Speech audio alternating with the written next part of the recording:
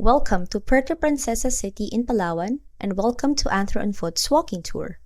This is a self-paced walking tour that features key heritage sites and cultural highlights in the area.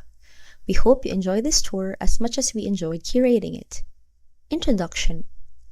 Legend has it that the name Puerto Princesa is attributed to a maiden with princess-like qualities who, in the early days, was said to roam the area on specific nights of the year.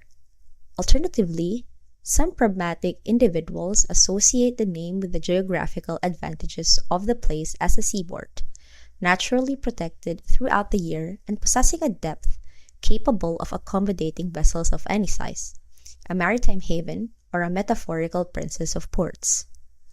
Palawan is significant in the context of the Wallace Line.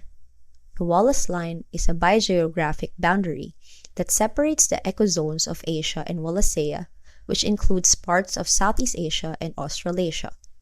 The line was named after the British naturalist Alfred Russel Wallace, who independently proposed the idea of evolution by natural selection around the same time as Charles Darwin. The Wallace Line is characterized by a stark difference in fauna on either side of the boundary. To the west of the line, which includes mainland Asia, animals have more in common with each other than those to the east of the line. On the eastern side, which includes islands like Borneo, Sulawesi, and the Philippines, the fauna is more closely related to that of Australasia. Palawan is interesting because it lies on both sides of the Wallace Line. The western part of Palawan is characterized by fauna more typical of continental Asia, while the eastern part has a greater affinity with the animals of the Australasian region. This makes Palawan a transitional zone where species from both sides of the Wallace Line coexist. The unique ecological makeup of Palawan, straddling this biogeographic boundary, contributes to its rich biodiversity. The Palawan Island group, including Puerto Princesa, has always been home to various indigenous groups. Among them are the Palawan, Tagbanwa, and Batak peoples, with traditions deeply rooted in their connection to nature. These communities have distinct languages, cultures, and traditions. The Palawan people are known for their craftsmanship, particularly in weaving and beadwork. The Tagbanwa, on the other hand, are known for their traditional wooden boats, intricate basketry, and unique burial practices. The Batak people primarily reside in the northern part of Palawan, particularly in the mountainous areas. They are skilled in making traditional crafts such as bamboo and rattan products. The social structure of pre-colonial societies in the region involved kinship-based communities, with extended families playing a significant role. Leadership positions were often held by respected individuals or elders. Animistic beliefs, involving the worship of nature spirits and ancestral spirits, were prevalent in pre-colonial Palawan. Rituals and ceremonies were conducted to seek protection, good harvests, and harmony with the natural environment. The transmission of cultural knowledge, history, and traditions was primarily oral. Elders played a crucial role in passing down stories, myths, and the collective wisdom of the community. Palawan's geographical location facilitated trade and cultural exchanges with neighboring islands and regions in the Philippines and Southeast Asia. Goods, technologies, and cultural practices have been exchanged through maritime trade networks.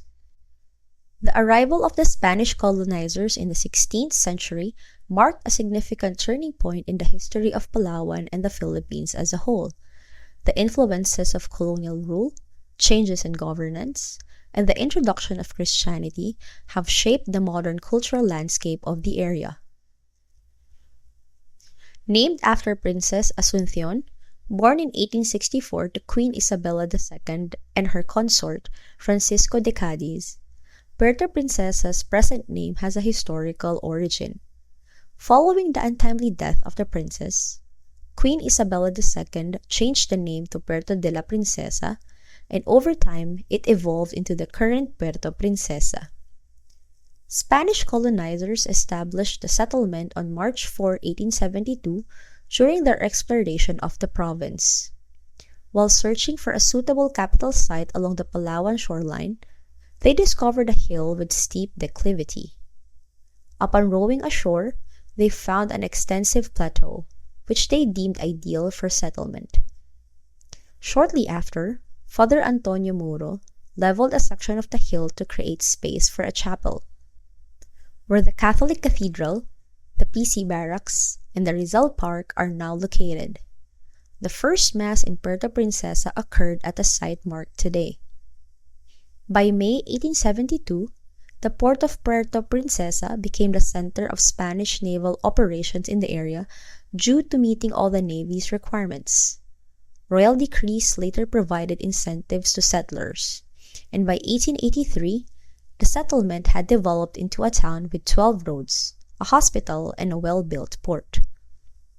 In 1894, Puerto Princesa gained recognition as one of the most beautiful towns in the country for its organized distribution of streets, buildings, houses, and the cleanliness of the community.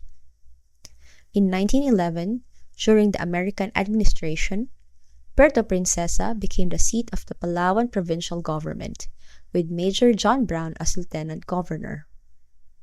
Since its inception, Puerto Princesa has been the hub of activities in Palawan, serving as the seat of public administration and the heart of trade, commerce, service, and industry in the province. Today, the city stands out as a model city, renowned for its cleanliness, environmental protection and conservation, and overall local governance. With responsive leadership and an inspired citizenry, Puerto Princesa continues the tradition of being a beautiful and clean city.